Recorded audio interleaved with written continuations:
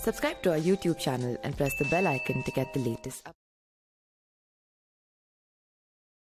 ये संयोग ही है कि आज जब हम कोरोना संकट पर बात कर रहे हैं, तब देश के स्वास्थ्य इतिहास का एक बहुत अहम अवसर भी है। 2 दिन बाद 25 सितंबर को आयुष्मान भारत प्रधानमंत्री जन आरोग्य योजना को 2 साल पूरे हो जाएंगे। सिर्फ 2 साल के भीतर ही इस योजना के तहत 1.25 करोड़ से अधिक गरीब मरीजों को मुफ्त इलाज मिल चुका है।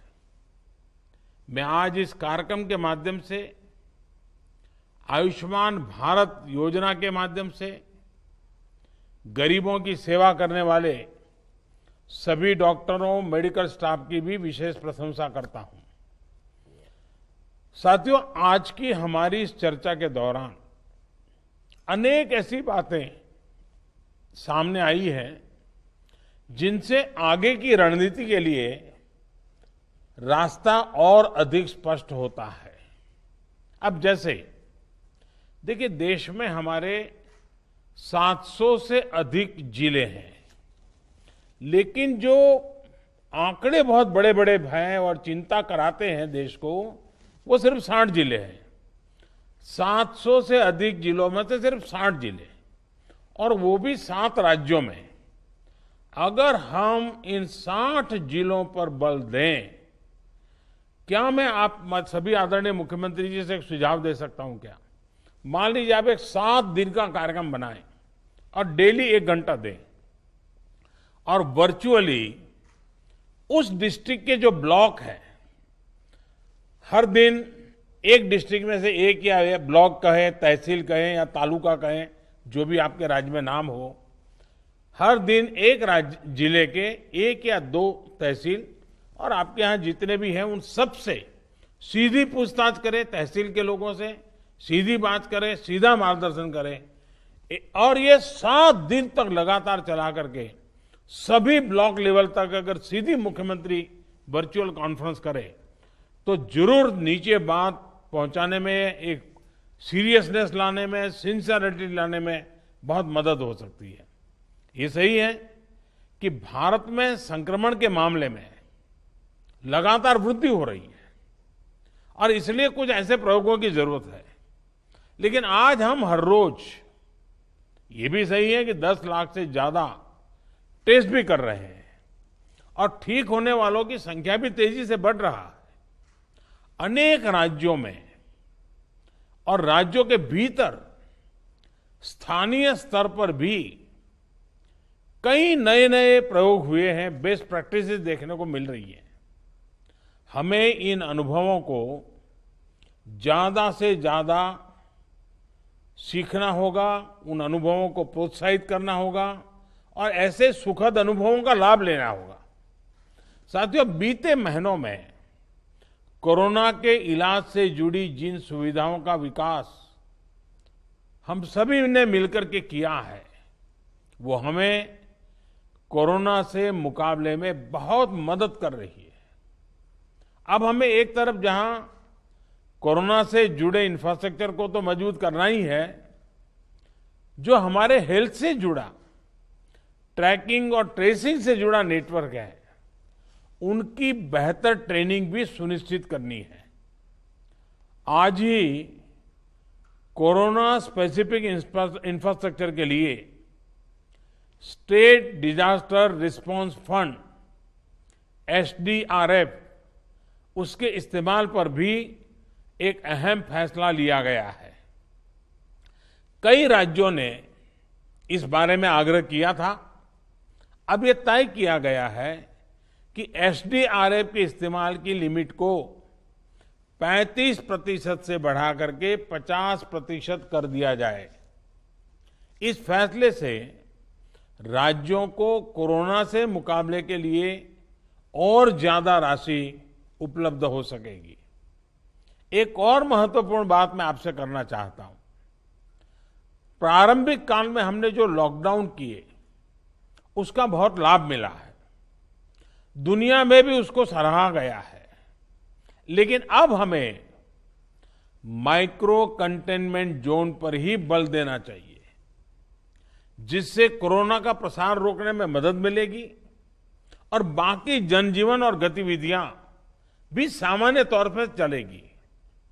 जो 1-2 दिन के लोकल लॉकडाउन होते हैं, वो कोरोना से रोकने में कितना प्रभावी है, हर राज्य को अपने स्तर पर इसका अवलोकन करना चाहिए।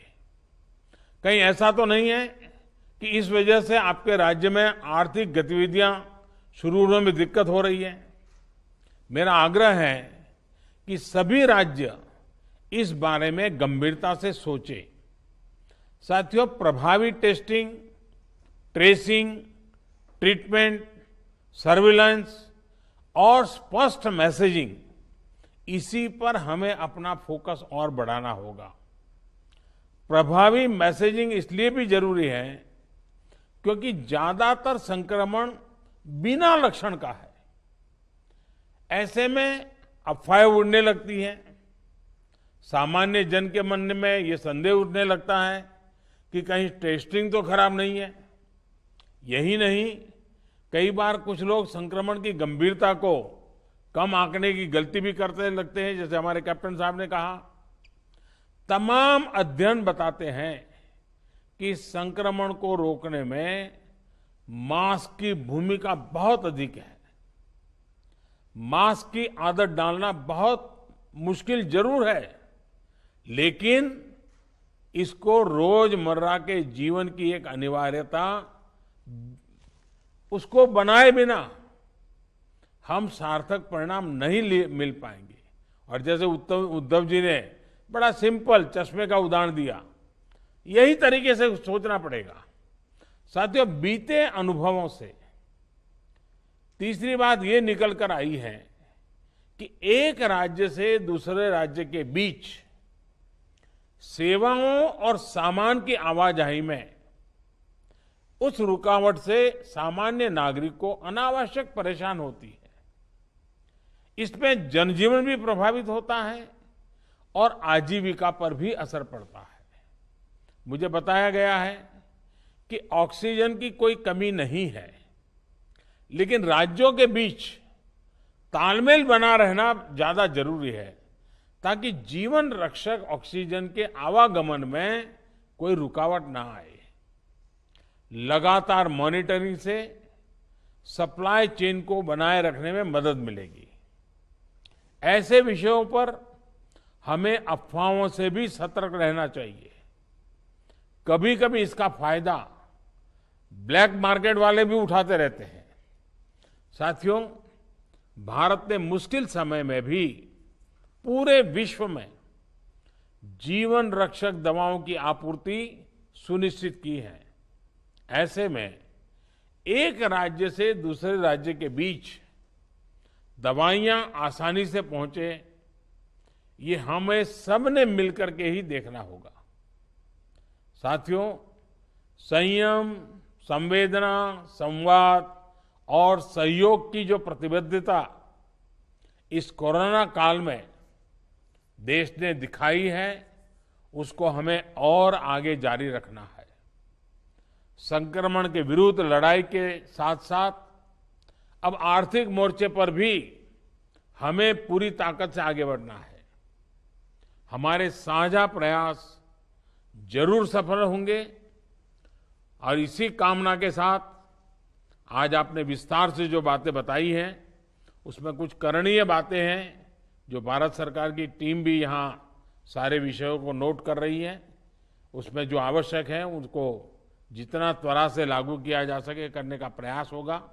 मैं फिर एक बार आप सबने समय निकाला, बहुत ही उपयोगी सुझाव दिए और आप में जो संकल्प शक्ति दिखाई है कि हम इस परिस्थिति को अपने राज्य में और इन 60 जिलों में बहुत तेजी से हम परिस्थिति को पलटेंगे।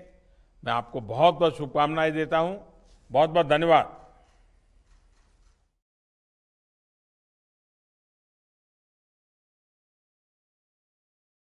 Subscribe to our YouTube channel and press the bell icon to get the latest updates.